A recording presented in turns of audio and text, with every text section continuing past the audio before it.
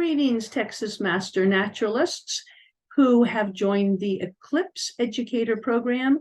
Really excited to be getting started with you and letting you know what you've gotten yourself into here. So let's get started. Welcome to being a virtual Eclipse educator. It just so happens that over the next year, 2 eclipses are going to occur that will be visible from different parts of Texas. And a few places in Texas are actually, where X marks the spot here, are actually going to be able to observe both of these eclipses. So it seemed like a perfect opportunity to work with the Texas Master Naturalist program and invite various folks who might be interested in learning more about the science behind eclipses, learning about how and why NASA is interested in eclipses and what we've learned thus far, and then also be involved during these upcoming eclipses in collecting data, and then that data can be used to learn even more about eclipses that we don't already know. So that is what we're inviting you to be a part of. I thought I'd give you a little bit of information about who I am and why I'm leading this project, and then jump into the thick of it. So I work for NASA at Goddard Space Flight Center in Greenbelt, Maryland, and my position is a senior education and outreach specialist for the Global Precipitation Measurement Mission. This is an international satellite mission that launched in 2014, is a follow-up mission to one that launched in 1997 called the Tropical Rainfall Measurement Mission. And basically what it does is it measures how much precipitation is falling from the clouds to the ground. It is able to do this every 30 minutes and collect this data from pretty much all over the globe. So at some point in time, as we work with this project, I'm happy to tell people more about this mission and also help you get your precipitation data. Lots of neat things to do with that.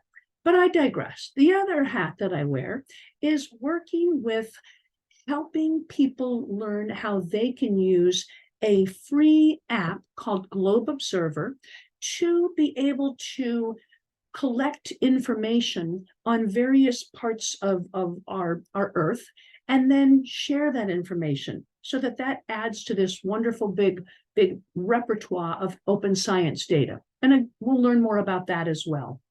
I got involved with the Texas Master Naturalist because I got very interested in how we could take existing organizations and looking specifically at some organizations that have many lifelong learners, people who are like me, age 55 and older, and are continuing to be interested in learning things just for the sake of learning things and for kind of using their passions and their expertise as they get involved in projects. So while I realize that certainly not all master naturalists happen to be 55 and older, there certainly are many. So it seemed like a really cool opportunity to take advantage of. Now, this particular volunteer effort is one that I learned about the opportunity to be able to work with the Texas Lifelong Learners through your virtual program that you have, your virtual volunteer fair and a virtual project. And I thought that would be an absolutely phenomenal way to take what we're going to be learning from this eclipse and then get people involved in teaching others about that. So what I'm hoping will show up now on my screen here, I'm going to check to make sure, is the yeah, that should be it. Good. Is the story map. The story map is basically our textbook. Because this is virtual and you're going to choose your own adventure as we do this, some of you are going to want to go into a lot more depth than others in understanding where exactly the eclipses are going to happen and for how long, where the best places are to see them, all the way to understanding how NASA studies eclipses and so on and so forth. So I will be adding more information to this textbook every week, and then sending you a biweekly email that tells you a little bit about what I've added. And then if it tastes like more to you, you can jump in there and learn some more. Any of these things that are in this story map, you can come and right click on, and then you can save the image, or you can grab the QR code for something like an animation like this, so that should you decide that you want to use any of this with audiences that you decide you'd like to teach about the eclipse, you'll have all of these resources ready to go, and they're really easy to capture. You want to learn a little bit more about me, you can click there. I've had a lot of experience working with different age groups, telling them about the solar eclipse that occurred in 2017. And I had chances to work with kids and grown-ups in Maryland that weren't going to be on the path of the eclipse, as well as many in Oregon who were on the path of the eclipse. So happy to share all that with you. One of the things that you can start to learn about now, if you click over here, you can go to learn about this map and how it was created, and see in more detail where the eclipse is going to be coming. Let's see what else I have here. A link to get into our base camp, which we'll take a look at in a minute here. Learning the difference between an annular eclipse and then a total eclipse, because there's some differences there. So you can start to bone up on that. And then I'll be putting in here different NASA-related things of interest related to eclipses. So this is pretty much your textbook, and in some cases your filing cabinet. But when you see what's in the base camp, you'll see that also is kind of going to serve as a filing cabinet as well. But each of them kind of has a different way in which you can engage with them. This story map is really, it's just something where I'm going to put information in and you'll go to access it. There's not really a collaborative aspect. So I wanted to add the base camp so that we have that as our water cooler, a place where we can come in and interact with each other and learn from each other. I know right now we're getting a lot of pings. We're going to work on figuring out what the best strategy is for engaging with Basecamp, but making sure that you're not overwhelmed with it. So what you're going to see as you come here is you're going to see everybody who's on this project. It's kind of neat. If you click on one of these, you can see the person's name, and you can also see where they are. I know that interacting with other people across Texas, and sometimes even within your own chapter, is very useful. So I thought that would be a nice thing to add. And you can add your picture when you're on Basecamp by clicking on your name, and then you'll have that opportunity should you want to add your picture. Right now, I haven't yet differentiated between how to use the message board and the campfire. As we have our office hours, I'm going to kind of think about that, and then we'll come up with the most effective strategy. So like I say, you're not inundated with lots of stuff. To-dos, I don't know. I may take that out of here because that may not be that important for this thing that we're working on. That's just kind of came with a template. Docs and files, here's where I will put, if I happen to have some kind of handouts, things like that you might want to use, things like on safety or that map, I'll put them in here. So this will also serve as a kind of a file cabinet.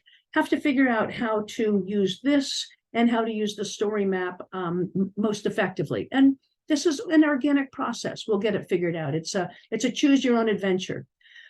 Campfire, perhaps we'll be using that as ways to get in here and share ideas and things that people want to learn more about. That could be the campfire, kind of hanging out together and chatting by the campfire.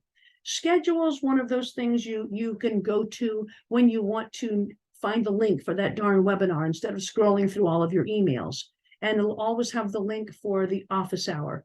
The office hour is just basically going to be most Mondays. I'll hang out from 6 to 7 your time on Mondays. And should you have questions, should you want to drop in, I will be there. And basically you'll just come to this link, let me come down here, don't you make a liar out of me. You'll come down here to the date, and then it will have this link here, and you'll join. We found out today that Teams is not a very good way to do a webinar for various and sundry reasons. It should be an okay way to do the office hour. We'll find out today when we do that. But unless we find out that it doesn't work, I'll keep this as the way that we'll do the office hour. So we'll take it from there. And if it doesn't work, then I'll do it via Zoom. But this is kind of cool because you can just jump in anytime you feel like it during that hour. You don't have to stay the whole time. You don't even have to come. It's only if you feel like hanging out and chatting, have some questions, and you can pop in anytime during that time. If nobody's there, no worries. I have tons and tons of work to do. And I will sit and work on it on the computer, but I'll also keep Teams up so that I'm there should anyone want to drop in my office.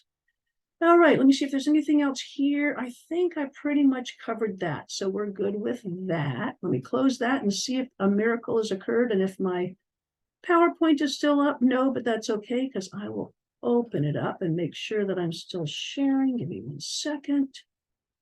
Let's see, Zoom. Okay, share screen. Aha, here we are. Share by George. So here, share from current slide. Thank those of you who had a chance to respond to the pre-survey. If you haven't had a chance yet, and you can, that would be great. We have an external evaluation team, Heather Fisher and Matt Ryman, who are going to be learning from this project ways in which we can take these existing infrastructures, programs like Master Naturalist, and take things that are happening out in the real world, like the eclipses and the Globe Observer program, and kind of meld them together. What are some best practices? We found out from the survey that many of you want to learn more about eclipses. You're interested in going out and teaching others in your community about eclipses, which that's one of those things where totally up to you how and where you do that. And we're going to learn from you. That's part of what's really exciting. Some of you may decide to work with Girl Scout, Boy Scout groups. Some of you might go into a classroom. Some of you might work in a college classroom and tell them, and others might go to a local nature program and work with others. So it's just, again, just choose your own adventure. And I will work to provide you with tools so you have in your tool belt to help you feel prepared to do that. Nice that many would like to work on building community with each other, and even building community with those who are not currently Master Naturalists. I'll work on finding out what the code is that you need to log in your VMS hours. I'll find that number from Mary Pearl. And many of you'd like to learn more about NASA. Some of you have other, and so let me know what you're interested in learning more about. That's going to be fun on my part to go in and do some of the research and be ready to help you. We also were able to generate from the responses that we got from that survey where the people who are in this group are joining us from. And I thought that was kind of neat to look at and compare and contrast with where the annular eclipse, which is the one that's happening in October, and where the total eclipse are happening. Kind of neat to look at that compared to where people are. Do not worry if you're not right on the path of the eclipse that you won't have anything to do, because it is so important to help people understand what's happening, whether it's right over them or whether it's in their neighborhood and or in the state, and they're hearing about it on the news. Really great opportunity to be able to share that with them. And finally, the involvement for you. A bi-weekly email from me, letting you know what's new and what's coming up, a monthly webinar. Next month will be just your regular Texas Master Naturalist webinar on July 11th. In August, I'll work on, based on what your interests are, finding a couple of subject matter experts who can come in and give short presentations. And it will be recorded, and I will be sure that you have access to it. Think about ways to share information about eclipses with your community. And this could be for either or both of the eclipses, totally up to you. I have submitted a proposal for the annual meeting that's going to be held during the upcoming eclipse, the Texas Master Naturalist meeting. And if any of you would like to share an example of what you did with the information, that would be really, really neat to share with the community during the annual meeting. And then when the next eclipse comes along, it's nice we get a redo, because the next eclipse won't be visible from the United States until 2044. So we get two in a row, and then ching, gonna be a long time. But anyway, if any of you want to share what you did, I would love to have you share during my presentation. And as far as what else, sky's the limit, folks. Let's just get into this organically, and then kind of figure out what seems to be fun, what you want to do with this. And I'm right here to help you out, right here to serve as a Sherpa. So thank you so much, and I'm really excited about working with you with Eclipse Educators.